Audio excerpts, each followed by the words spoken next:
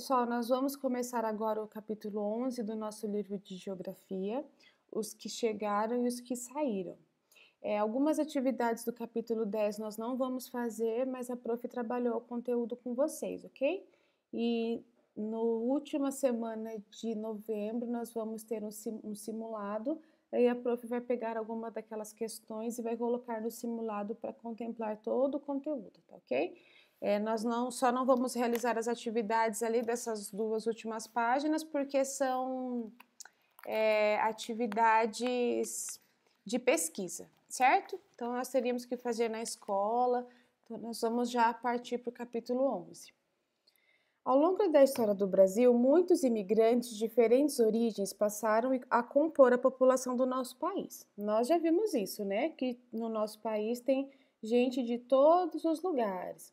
Contribuíram para o crescimento econômico e para a diversidade cultural. Por outro lado, muitos brasileiros foram embora do país para lá para o exterior, em busca de trabalho, estudo e outras condições de vida melhor.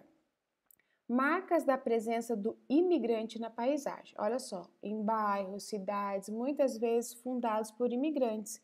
Existem algumas cidades que têm bairros todos de imigrantes, tipo bairros todos de japoneses, bairros todos de italianos. A cultura deles está bem presente no bairro, monumentos, arquitetura, linguagem, tradição e assim por diante. Por exemplo, na cidade de Tiradentes, palco da Inconfidência Mineira, é repleta de ruas coloniais calçadas com pedras do tipo pé de moleque, que são expressões vivas do barroco. Elas representam a cultura arquitetônica portuguesa, muito comum no Brasil em meados do século XVIII. Então, aí são cidades que têm bem marcante, né, bem presente a cultura e as características dos imigrantes.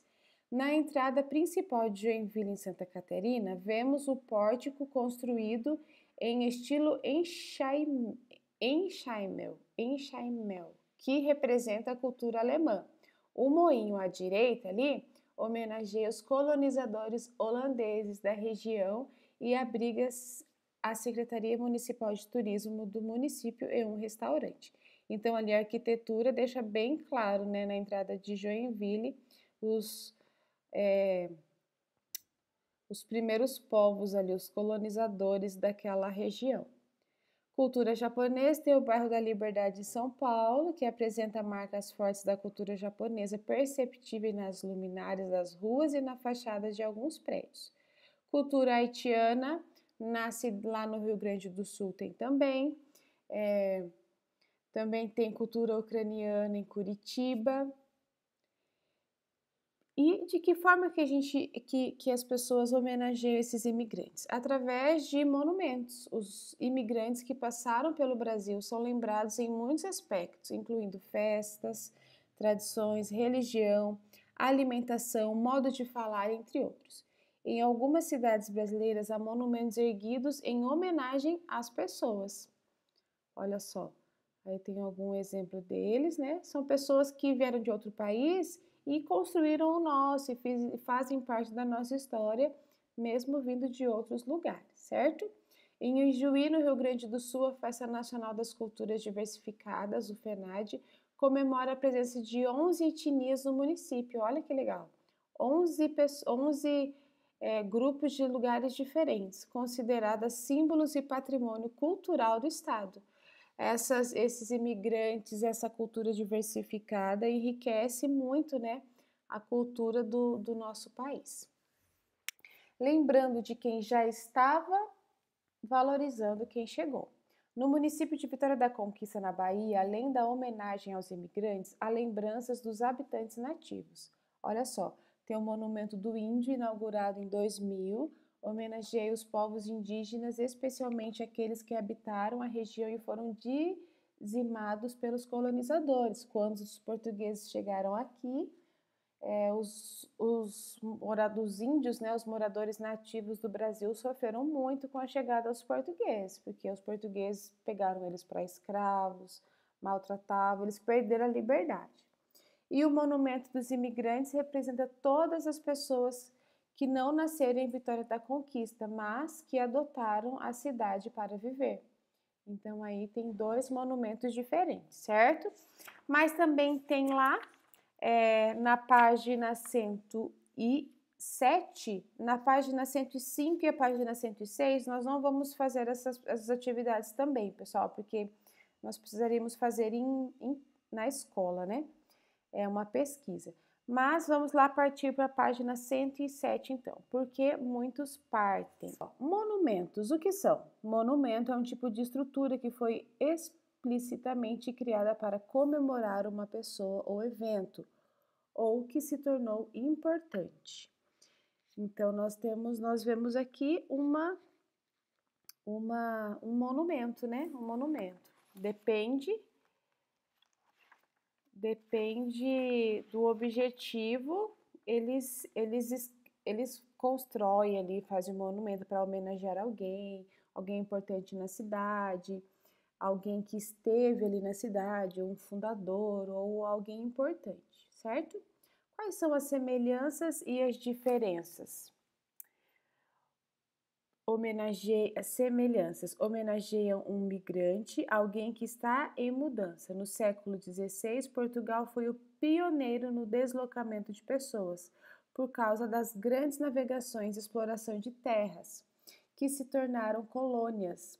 Os imigrantes portugueses tiveram grande representatividade na formação do povo brasileiro.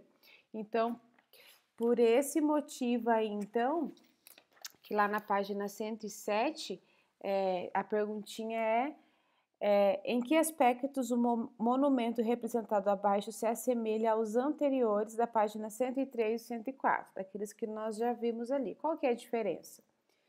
A diferença, então, é que o homenageado é aquele que sai, ou seja, o emigrante. Nos exemplos anteriores, os personagens aparecem de frente, em família, olhando para frente. Esses estão no Brasil. Neste apresenta o emigrante de costas, como quem está saindo sozinho. Este se encontra em Portugal, certo? Então, essas são as semelhanças e as diferenças entre estes monumentos aí. Essa atividade está lá na página 107, ok? Olha aí, Brasil e Portugal, de quem sai do Brasil vai para Portugal, ok? Mar português. Vamos ler aí esse poeminha. Ó mar salgado, quanto do teu sal são lágrimas de Portugal. Por te cruzarmos, quantas mães choraram. Quantos filhos em vão rezaram, quantas noivas ficaram por casar, para que fosses nosso, ó mar. Valeu a pena? Tudo vale a pena, se a alma não é pequena. Essa frase é bem conhecida, né? Essa tudo vale a pena, se a alma não é pequena, é uma frase de Fernando Pessoa, ele que fez esse poeminha aí, que está lá na página 108, certo? De acordo com o poema, responda: quais os sentimentos de quem assistiu à saída do emigrante? Ou seja, ele saiu do Brasil e foi para Portugal, ou ele saiu de Portugal e foi para o Brasil? Qual que é do emigrante? Qual que é o sentimento da saída dele, de quem assistiu à saída dele? Ali, são o quê? Saudade, esperança do retorno, preces pelo bem-estar de quem partiu. Fala ali, ó. São lágrimas de Portugal, ou seja, saiu de Portugal, foi para o Brasil. São lágrimas de Portugal, certo? Tá triste.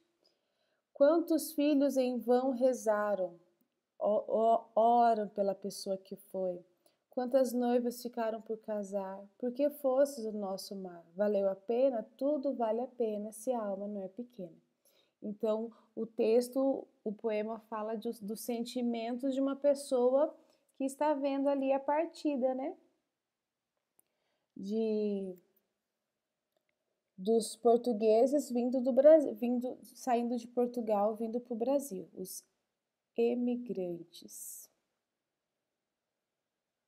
O que o poeta compara às águas do mar?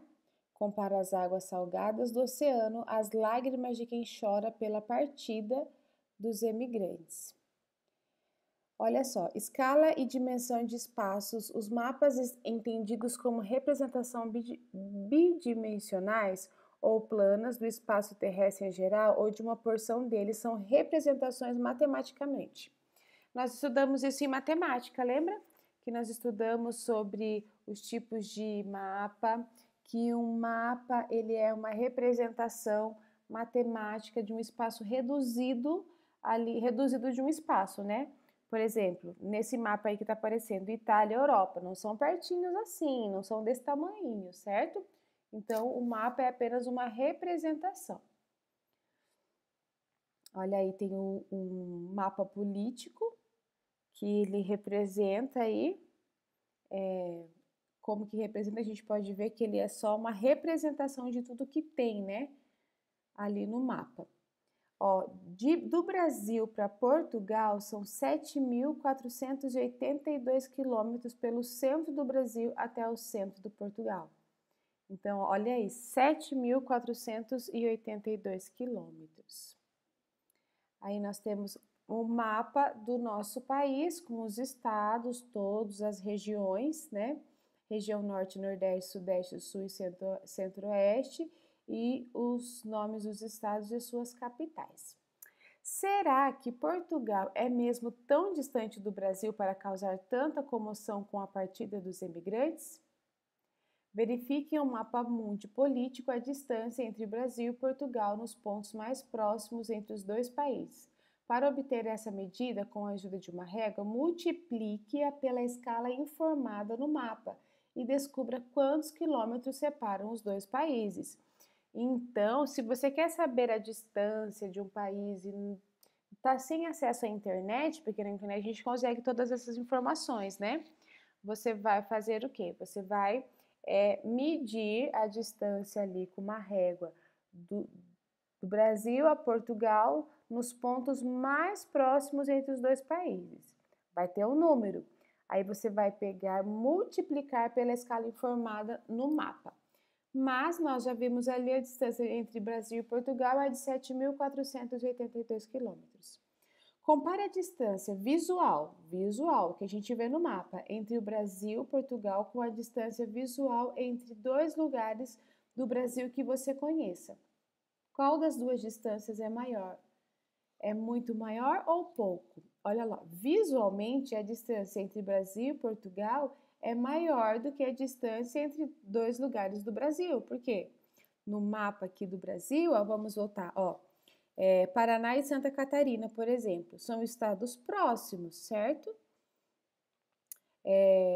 Então, olha aqui a distância, dá para ver, tem todo o mar aqui para a gente passar. Então, visualmente olhando, a gente já consegue ver que Brasil é bem distante de Portugal, né? E que não tem, e que no mapa do Brasil ali não tem nenhuma outra distância que represente essa distância entre Brasil e Portugal dentro do país. Sendo Portugal o ponto de partida de imigrantes e levando em consideração os pontos cardeais e colaterais, os pontos cardeais e colaterais, em que direção eles navegaram para chegar ao Brasil? Olha aqui, os pontos cardeais e os colaterais, certo? Aqui bem no meio do mapa aqui tem a Rosa do Vento. Então, olhando, ó, eles de Portugal para o Brasil. Qual que foi a direção, então, que eles navegaram? Considerando os pontos da Rosa dos Ventos, acredita-se que os portugueses tenham navegado na direção sudoeste até chegar ao Brasil. O poema ressalta a coragem de homens que deixaram a família e enfrentaram perigos no oceano para que o mar fosse deles. No fim, o poeta questiona: valeu a pena? Qual a sua resposta para essa pergunta, considerando o Brasil atual, predominantemente colonizado pelos portugueses? Justifique. Olha só, se nós olharmos no ponto de vista dos portugueses, valeu a pena, porque eles conquistaram, eles descobriram o país, né? Pois houve uma grande exploração de riquezas aqui no nosso território, que enriqueceram Portugal. No entanto, para os nativos, para os brasileiros que estavam aqui, já não houve benefício, porque eles perderam gradativamente a terra, perderam a identidade, perderam a liberdade, perderam a cultura original, porque os portugueses chegaram e dominaram. e fizeram as coisas do jeito que eles queriam. As pessoas, os nativos que moravam aqui sofreram, eles não tinham vontade própria, não faziam o que eles queriam. Os portugueses chegaram aqui e não estavam nem aí se tinha gente morando aqui ou não. Eles pegaram e fizeram do Brasil o que eles queriam, certo? Então, para os portugueses foi bom, mas para os nativos brasileiros que estavam aqui, foi muito ruim, né? Na verdade, eles perderam muitas coisas, certo?